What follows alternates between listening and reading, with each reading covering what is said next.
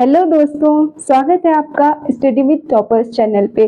और आज हम पढ़ने वाले हैं ब्रह्मपुत्र नदी तंत्र के बारे में। इससे पहली वीडियो में मैंने आपको बताया था सिंधु नदी तंत्र के बारे में, और आज हम पढ़ेंगे ब्रह्मपुत्र नदी तंत्र के बारे में। जो हमारी ब्रह्मपुत्र नदी है वो ऐसी नदी है कि सबसे अधिक जिसका जो है नाम परिवर्तित होता है। नाम परिवर्तित होने का मतलब है कि जिस स्थान से वो निकलती है वहां उसका नाम कुछ और है, दूसरे स्थान जहां पर वो बहती है वहां उसका नाम कुछ और है, किसी दूसरे राज्य या किसी दूसरे देश से जब वो निकलती है तो उसका नाम अलग अलग परिवर्तित होता रहता है। ठीक, तो आज हम अपने ब्रह्मपुत्र नदी तंत्र को समझेंगे। सबसे पहले हम देखते हैं कि हमारी ब्रह्मपुत्र नदी जो है वो किस स्थान से निकलती है और कहाँ वो बहकर जाती है। तो सबसे पहले हमारी जो ब्रह्मपुत्र नदी है वो तिब्बत में यहाँ पर मानसरोवर झील के पास से निकलती है। ठीक, यहाँ पर से हमारी ब्रह्मपुत्र नदी का उद्गम होता है और ब्रह्मपुत्र नदी इस स्थान पर तिब्बत में मानसरोवर झील के पास एक चेमयोंगडुंग नामक हिमानी है, वहां पर से हमारी ब्रह्मपुत्र नदी का उद्गम होता है। ठीक, तो ब्रह्मपुत्र नदी तिब्बत में मानसरोवर झील के पास से निकलती है। यहाँ से हमारी ब्रह्मपुत्र नदी निकल रही है और यहाँ पर अरुणाचल प्रदेश से ब्रह्मपुत्र नदी भारत में प्रवेश कर रही है और यहाँ असम से होते हुए ये नीचे बहते हुए और बांग्लादेश तक चली जाती है। ठीक, उसके बाद ये बंगाल की खाड़ी में गिर जाती है। बांग्लादेश से होते हुए ये बंगाल की खाड़ी में गिर जाती है। ठीक, तो सबसे पहले यहाँ पर हमारी मानसरोवर झील है। मानसरोवर झील के पास से हमारी ब्रह्मपुत्र नदी निकलती है। कहाँ से? मानसरोवर झील के पास से। अब हम देखेंगे कि हमारी जो ब्रह्मपुत्र नदी है वो किस स्थान से भारत में प्रवेश कर रही है। तो ब्रह्मपुत्र नदी को सबसे पहले तिब्बत में हम कहते हैं सांगपो। किस नाम से जानते हैं तिब्बत में ब्रह्मपुत्र नदी को? सांगपो के नाम से। तो तिब्बत के जो लोग हैं, हमारी पहले ब्रह्मपुत्र नदी निकलती है तिब्बत में मानसरोवर झील के पास से। चेमयोंगडुंग नामक एक हिमानी है या ग्लेशियर जिसे हम कहते हैं, बर्फ का ग्लेशियर, वहां से हमारी ब्रह्मपुत्र नदी निकल रही है। यहाँ तिब्बत में इसको हम कहते हैं सांगपो नदी के नाम से हम इसे जानते हैं। ठीक, अरुणाचल प्रदेश से जो हमारी ब्रह्मपुत्र नदी है वो भारत में प्रवेश कर रही है।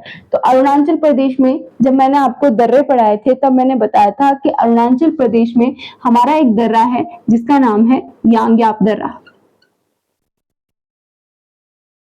ठीक, तो अरुणाचल प्रदेश में यांग्याप दर्रे के पास से हमारी जो ब्रह्मपुत्र नदी है वो भारत में प्रवेश करती है। ठीक, इसके बाद हमारी जो ब्रह्मपुत्र नदी है वो अरुणाचल प्रदेश से बहते हुए आगे आती है। तो अरुणाचल प्रदेश में भी हमारी जो ब्रह्मपुत्र नदी है उसका नाम परिवर्तित हो जाता है और अरुणाचल प्रदेश में हम इसे कहते हैं दिबांग। क्या कहते हैं? दिबांग। अरुणाचल प्रदेश में ब्रह्मपुत्र नदी को दिबांग के नाम से जाना जाता है। तिब्बत में सांगपो, अरुणाचल प्रदेश में दिबांग, और ये हमारा असम राज्य है। यहाँ पर ब्रह्मपुत्र नदी को ब्रह्मपुत्र के नाम से जानते हैं। ठीक, तो असम में केवल असम में इसे ब्रह्मपुत्र कहते हैं, अरुणाचल में इसे दिबांग कहते हैं, और हमारा तिब्बत है यहाँ पर इसे सांगपो के नाम से जानते हैं। उसके बाद हमारी जो ब्रह्मपुत्र नदी है वो आगे बढ़ती है और यहाँ बांग्लादेश में चली जाती है। तो बांग्लादेश में इसे किस नाम से जाना जाता है? तो बांग्लादेश में इसे जमुना के नाम से जाना जाता है। ठीक, तो हमें भी ये चीज याद रखनी है कि इसे किस स्थान पर किस नाम से जानते हैं। सबसे पहले तिब्बत में ये मानसरोवर झील के पास से निकल रही है। हमारा चेमयोंगडुंग नामक एक हिमनद ग्लेशियर है, वहां से निकल रही है।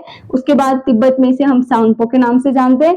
अरुणाचल प्रदेश में यांग्याप दर्रे से ये भारत में प्रवेश कर रही है। और ये क्वेश्चन बहुत बार आता है, ये बहुत इंपॉर्टेंट क्वेश्चन है, इसे जरूर याद रखना कि जो ब्रह्मपुत्र नदी है वो भारत में किस दर्रे से प्रवेश करती है। तो भारत में हमारी जो ब्रह्मपुत्र नदी है वो अरुणाचल प्रदेश में यांग्याप दर्रे से प्रवेश करती है। ठीक, उसके बाद हमारी जो अरुणाचल प्रदेश में ब्रह्मपुत्र नदी को किस नाम से जाना जाता है? तो अरुणाचल प्रदेश में इसे हम दिबांग कहते हैं। उसके बाद असम में आती है तो इसे ब्रह्मपुत्र के नाम से जानते हैं। फिर हमारी बांग्लादेश में आती है तो बांग्लादेश के लोग इसे जमुना के नाम से जानते हैं। ठीक, उसके बाद अब हम देखते हैं कि जो हमारी ब्रह्मपुत्र नदी है उसकी सहायक नदियां कौन कौन सी है। ठीक, तो हमारी जो ब्रह्मपुत्र नदी है, सबसे पहले हम ये देखते हैं ब्रह्मपुत्र नदी में यहाँ अरुणाचल प्रदेश में कौन कौन सी नदी इसमें मिलती है। तो हम पहले ये देखते हैं। तो अरुणाचल प्रदेश में सबसे पहले यहाँ पर एक नदी इससे मिल रही है। इस नदी का जो नाम है वो है दिहांग, दिहांग नदी। कौन सी नदी? दिहांग नदी।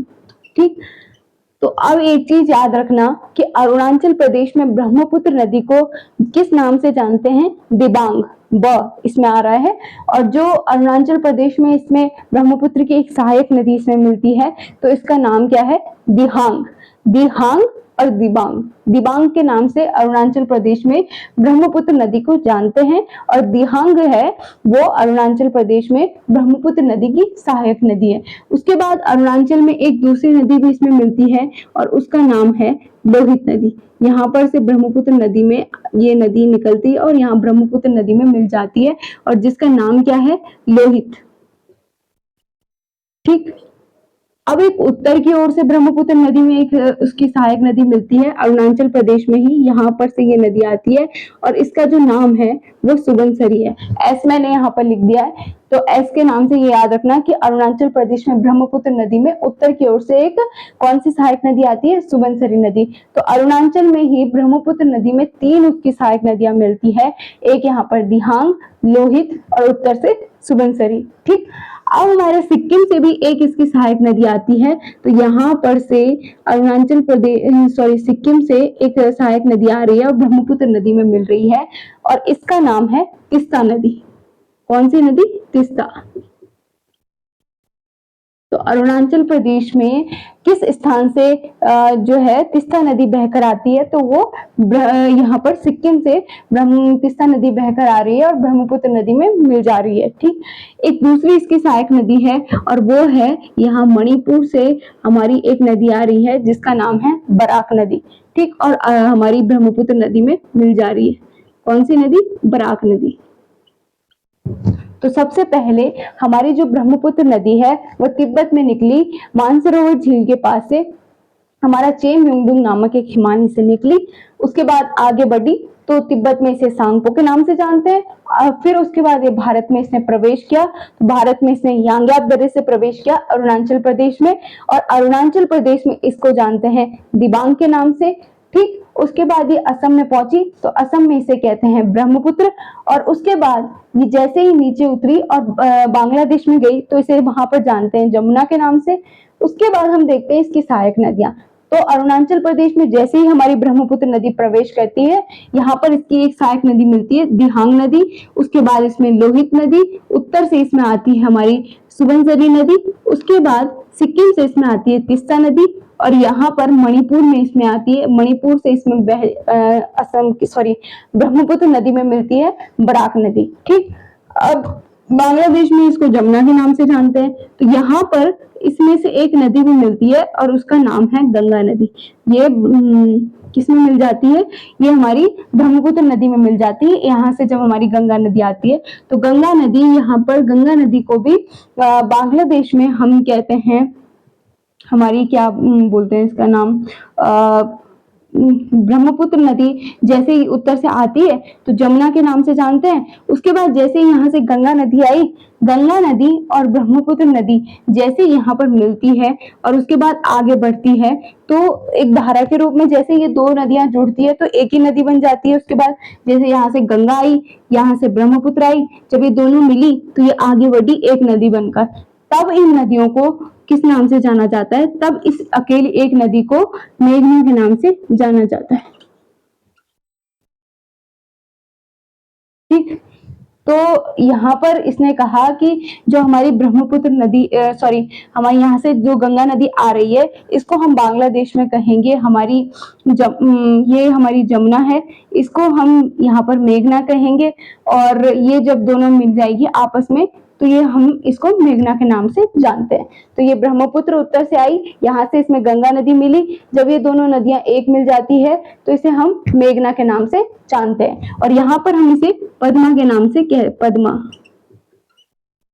तो अब इसको समझते हैं कि हमारी ब्रह्मपुत्र नदी उत्तर से आई, जैसे ये बांग्लादेश में गई तो इसे जमुना के नाम से जानते हैं। यहाँ से हमारी गंगा नदी आई तो गंगा नदी को भी बांग्लादेश में पद्मा के नाम से जाना जाता है। जब पद्मा और जमुना यानी गंगा और ब्रह्मपुत्र दोनों आपस में मिलती है तो एक ही धारा के रूप में सम्मिलित हो जाती है, एक ही धारा में मिल जाती है, तब इस नदी को किस नाम से जाना जाता है? तब इस नदी को कहते हैं मेघना। ठीक, तो यहाँ से गंगा आई यानी पद्मा आई, इधर से हमारी ब्रह्मपुत्र नदी आई यानी जमुना आई, और जब ये दोनों मिल गई तो बांग्लादेश में उसके बाद इसे मेघना के नाम से जानते हैं। ठीक, तो मानसरोवर झील के पास से हमारी निकली ब्रह्मपुत्र नदी, इसे तिब्बत में सांगपो, अरुणाचल प्रदेश में अरुणाचल प्रदेश में दिबांग, असम में ब्रह्मपुत्र, बांग्लादेश में जमुना, उधर से गंगा आई, इसे कहते हैं बांग्लादेश में पद्मा। जब ये दोनों मिली तो इन्हें कहते हैं मेघना। ठीक, बाकी हमारी ब्रह्मपुत्र नदी की जो सहायक नदियां हैं वो दिहांग है, लोहित है, बराक है, यहाँ सिक्किम से तिस्ता नदी आ रही है, और अरुणाचल प्रदेश में उत्तर से सुबनसिरी नदी आ रही है। तो ये था आज का हमारा टॉपिक, ब्रह्मपुत्र नदी तंत्र। ठीक, अगर आपको वीडियो पसंद आई है तो प्लीज लाइक कीजिए, शेयर कीजिए और सब्सक्राइब कीजिए। Thank you.